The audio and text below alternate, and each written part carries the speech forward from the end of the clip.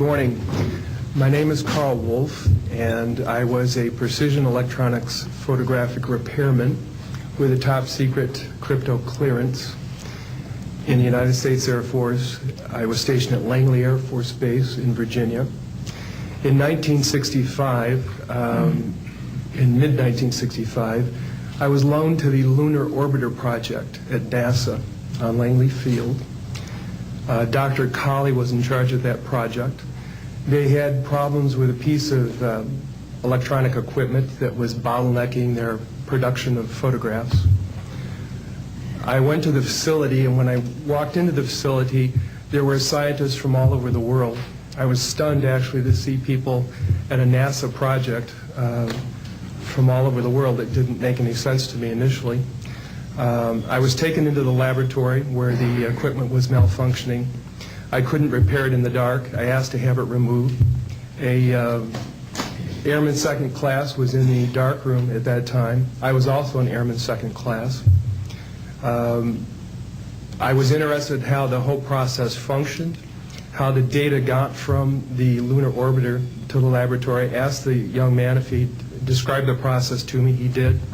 About 30 minutes into the process, he said to me, in a very distressed way, by the way, we've discovered a base on the backside of the moon. And then he proceeded to put photographs down in front of me, and clearly in these photographs were structures, mushroom-shaped buildings, spherical buildings, and towers. And at that point, I was very concerned because I knew we were working on compartmentalized security. He had breached security, and I was actually frightened at that moment. And I did not question him any further. And a few moments later, someone did come into the room. I worked there for 3 more days, and I remember going home and naively thinking, I can't wait to hear about this on the evening news. And here it is, more than 30 years later, and I hope we hear about it tonight. And I will testify under oath before Congress that what I'm saying is the truth.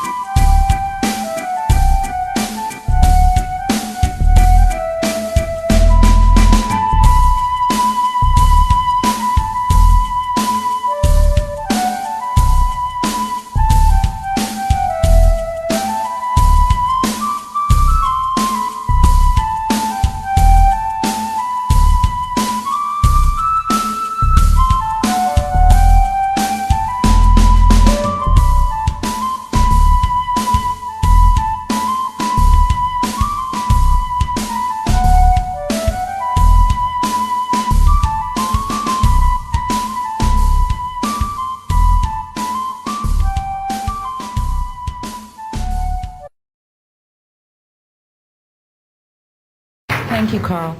Good morning, everyone.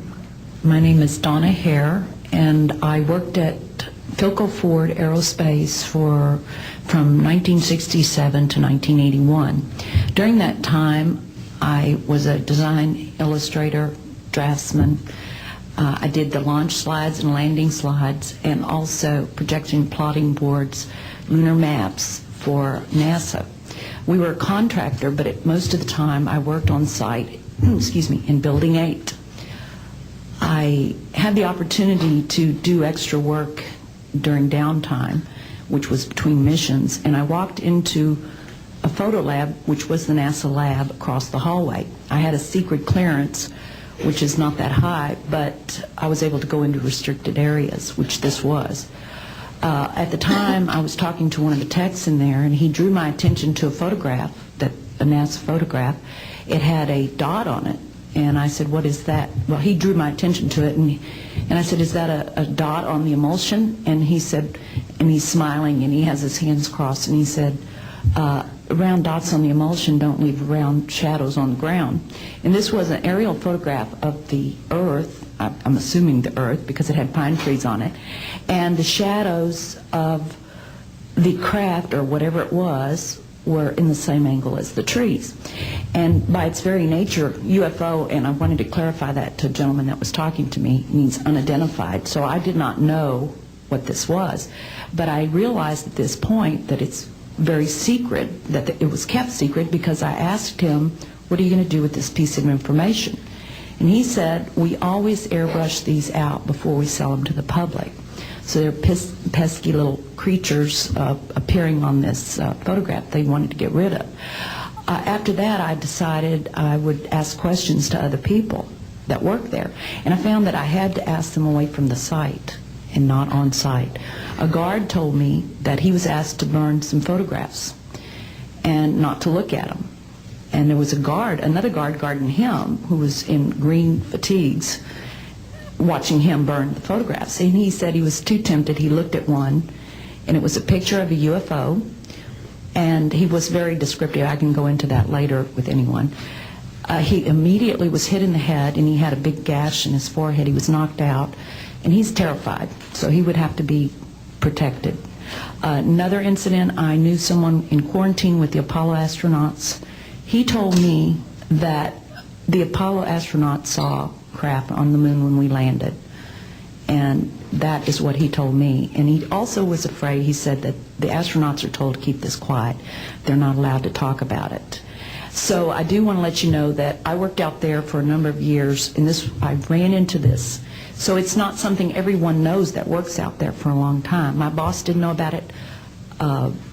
Some people that sat right next to me didn't know about it.